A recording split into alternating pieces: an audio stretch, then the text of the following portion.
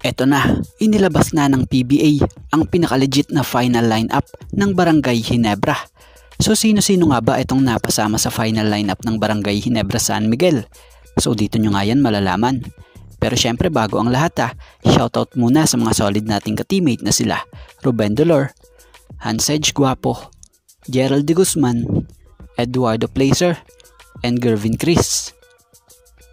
So nilabas na ang final lineup ng Barangay Ginebra para sa 49 PBA Governors Cup. Kabilang nga dito sila Maverick Ahamnesi. But I'm sure he's gonna get tired soon because he has not played in a long time.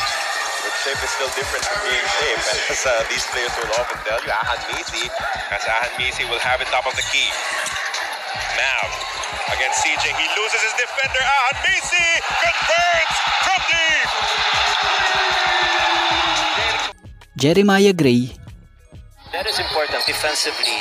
One option really is to go for the steal, and the other one is to disrupt the rhythm of your opponent. Hindi siya ganun ka-explosivo in terms of scoring this tournament as Jeremiah Gray punches it through.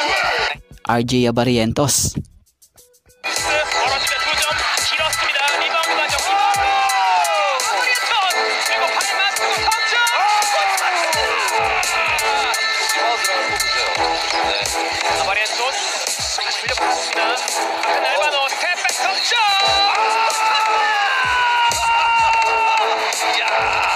LA Tenorio. Numbers, Malonzo to Tenorio for 3.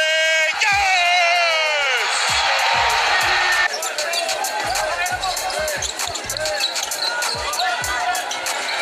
LA for 3. Money.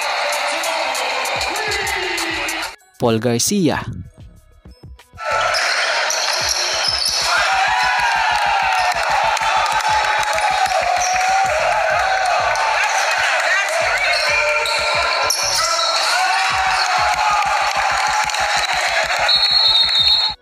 Scotty Thompson. It provides stability for the starting unit, and then you have a super scorer in the Plana coming off the bench. But he's gonna be playing a lot of minutes, and he will definitely be finishing this ball game.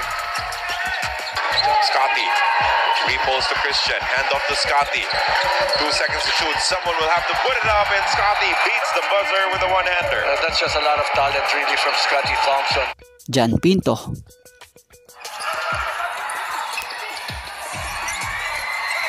Pinto with a good move.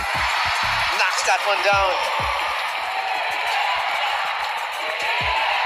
A lot of attention goes to Scotty.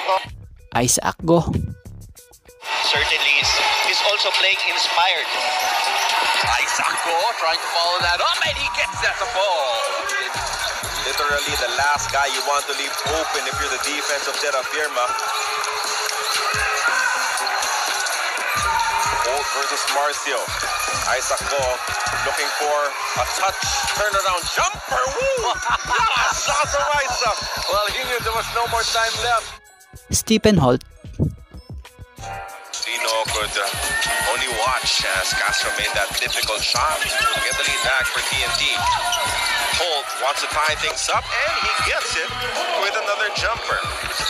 Battle between 2 first-round overall picks. Now Holt attacks the defense of Rondial and scores with the left hand. And that's a veteran move. 7 seconds left, and looked at the shot clock.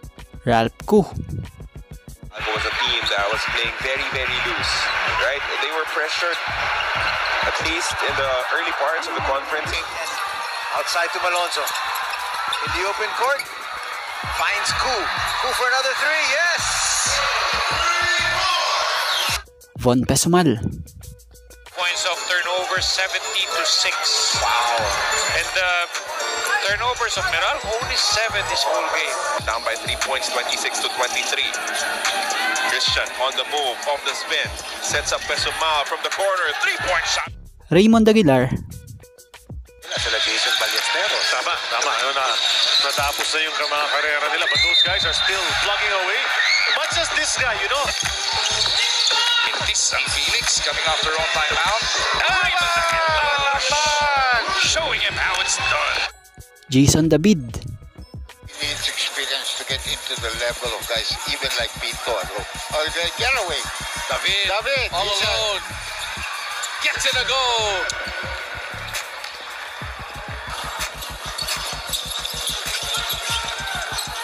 To the corner. David hits that long one.